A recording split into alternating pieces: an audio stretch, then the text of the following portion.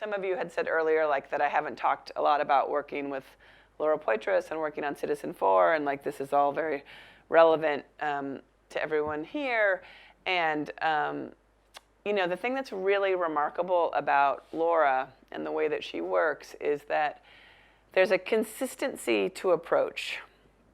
And so one of her main goals is if she'll think about a situation in the world, like the war on terror, and she will think, who is at the center, who is the human that is at the center of this problem or dynamic? And how can I be close to them and do observational footage of them living through this moment in history? So that's sort of the goal. She talks about this idea of primary evidence, right? That she does not assume that she knows what is the right thing. She does, I would say, understand there are systems of power that have different, weights. So a government has a different weight than an individual, then a different weight than a whistleblower, then a different weight than a prisoner. But she believes there are complex human beings in every situation. So if you can sort of get to the human that is in the center of this really complex situation, you will learn more about the moment that we are in. So if we think about what we saw yesterday, the death of a prisoner thing, her first impulse is, I want to make a film about an innocent prisoner in Guantanamo. And then when she's in Yemen, she has the person who introduces her to Osama bin Laden's bodyguard. So suddenly, this wish of hers, how do I get close to the people who are living in the middle of the dilemma?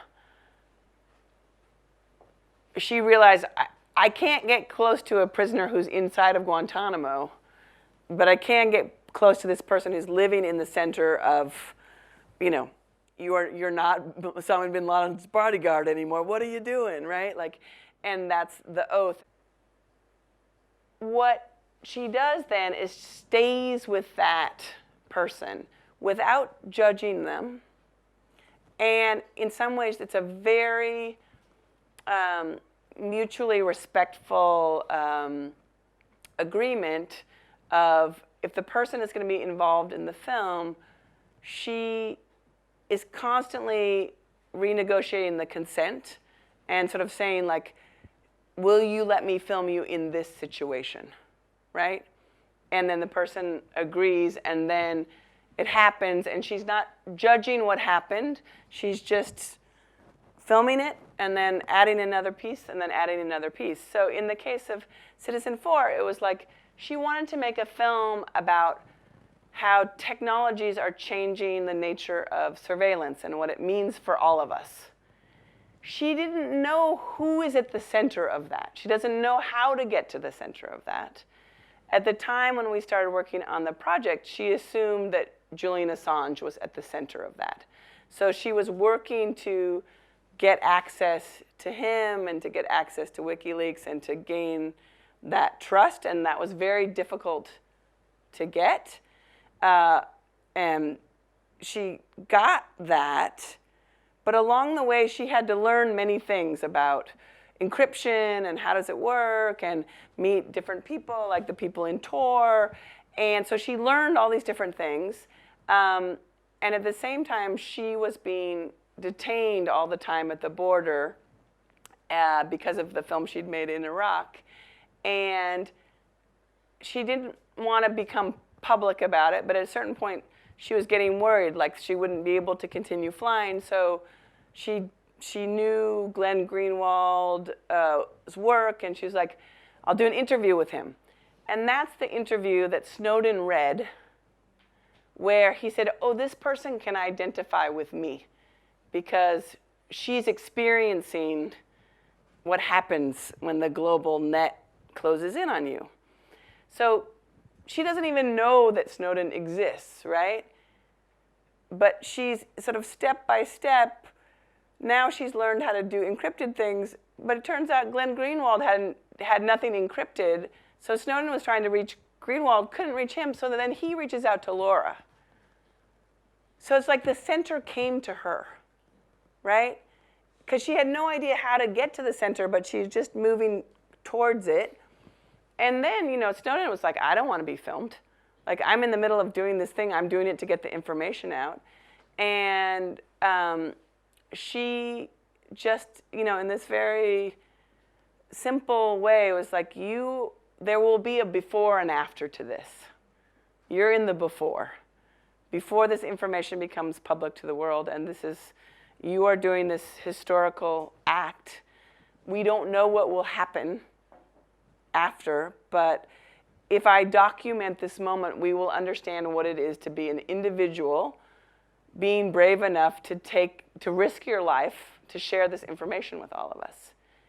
And so, that's how she got in the hotel room with Snowden here in Hong Kong, right? But she could never have imagined that she would be making that film, right? But she was making a film about this huge idea.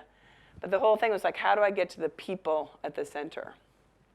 This is how I met Laura. So Laura was in Yemen shooting with Abu Jandal. And the pre-trial hearings for Salim Hamdan were about to start. So she had never met me.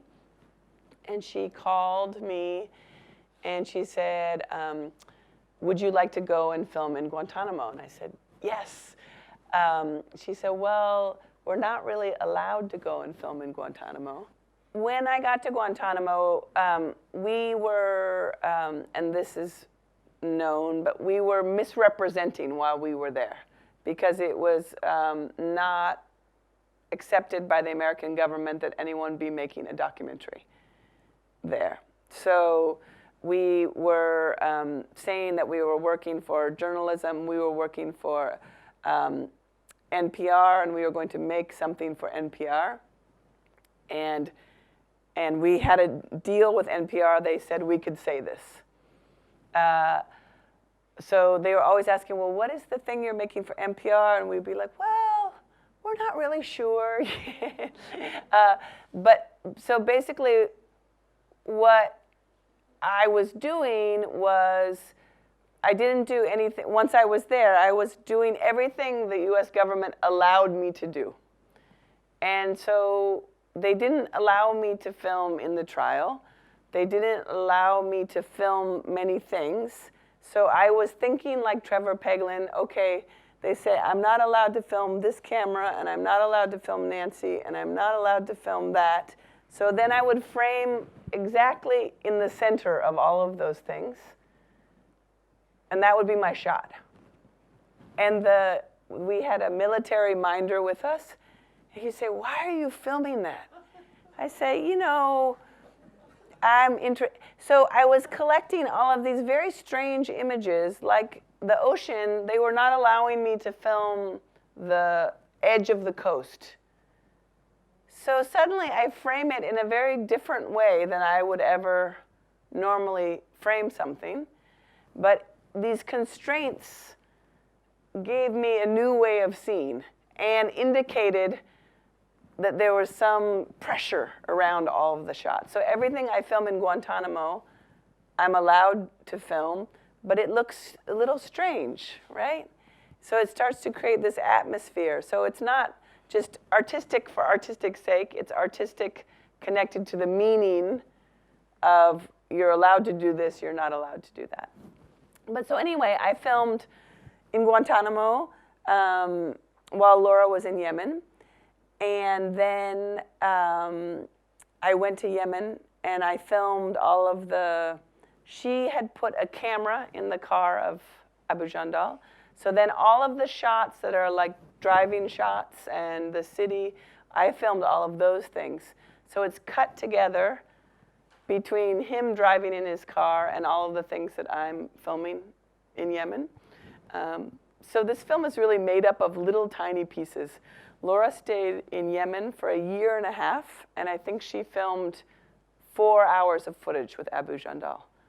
And he's always changing his mind whether he wants her to film or not, and she just would wait for him. And I think almost like everything she filmed is in the movie. So it's those pieces plus the pieces I was able to film in Guantanamo, and then that I don't even know how she got the secret document that is the beginning of the film. Someone gave her this tape, I don't know who, which is it's supposed to be classified, of Hamdan. And so little by little we built this film, but she always wanted to think of it like it's kind of like a thriller, which is the way also we're thinking about Citizen 4 in a way. It's a thriller. We don't know what's going to happen, but we are gathering the pieces that we can gather. I would say Laura's point of view is if you focus on the people who are living through the events, then it illuminates the complexity of the larger problems. And you notice in a thing like this, she gives you some context, right? You think information is identified. You understand this person is Abu Jandal, this person is Salim Hamdan, he is in Guantanamo. In a way, right, with your film, you didn't tell us who was who, right? We didn't know yet. We don't know, we don't have context. And so she's giving the larger picture, the ideas of the larger picture, but just as context. And then she's showing us a complex individual existing in that context. So that's her way of exploring the ideas. And I think Snowden as an individual was ambivalent. He didn't want to be known. He wanted just the idea to get out. But he is the person doing it. He is the person doing this act, which is an act of great hubris in a way, to say, I am the one person who is going to take this risk and reveal this thing. So it's an ambivalent act, right? It's both, I am selfless, but I am self, right? And you have that also in Julian Assange of like a great ego. At the same time, he is supposedly doing ego-less work. So there's tension in that, and I think she's interested in the tension of all of that, right? And also Abu Jandal, that he's a great dad, a liar, worked for bin Laden, abandoned bin Laden, is giving interviews to the New York Times and 60 Minutes, he's doing many things that are contradictory. And she's letting all of those things coexist, right? Sometimes she would just sort of back off and wait. And so when I went to Yemen, I met him, and wow, I've never, he started out the conversation being so nice to us and so kind, and then suddenly in the middle of the conversation, he was saying he was going to take all the tapes back, and it was like terrifying. It really felt like, oh, we're going to walk out this door and be kidnapped. He was a very volatile person, and Laura is really calm. She's just really calm. She just waits things out. And she's also not a pushover. So she's giving off this very calm, strong energy, but she doesn't ever reveal information unless she needs to. So when you say what did she say to people, it's just, I'm interested in cryptocurrency. I'm interested in how it's affecting your life. And then she shuts up.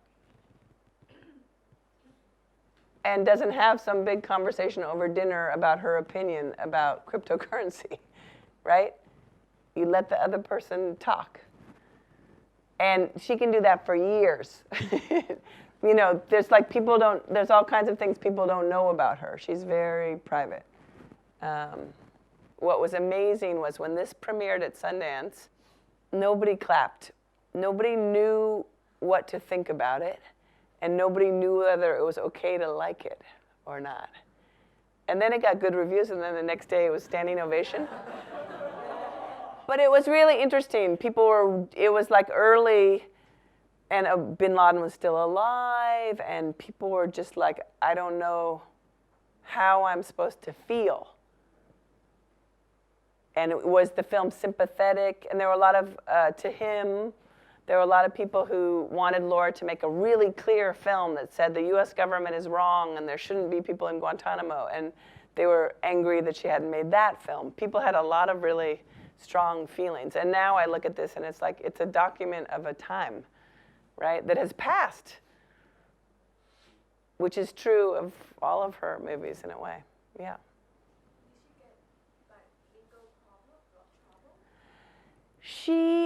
It turns out she already had legal trouble, which we didn't know. She was being stopped at the border. We didn't know why. When she was in Iraq making this film called My Country, My Country, she was not staying in the zone that Americans were staying in, the green zone. She was just going into the city. And she was filming with an Iraqi doctor. And she went up on the roof of his building, and she was filming. And an IED went off in the neighborhood somewhere. And there was an American soldier who had been taking pictures of her on the roof. And he told the US government that she knew the bomb was going to go off and that she was filming. And so, in secret, there was a grand jury case brought against her. She didn't know, and people came and testified against her. And they were trying to decide, is she a terrorist, is she not? So this went on for 6 years, but she didn't know they were holding a case against her. So this is why they were detaining her at the airport and all of this. So she did something called a Freedom of Information Act, where you ask the government, show me all the papers that you have on me. And it detailed all of these things in the papers with certain things blacked out. So she was already in trouble before she started making this.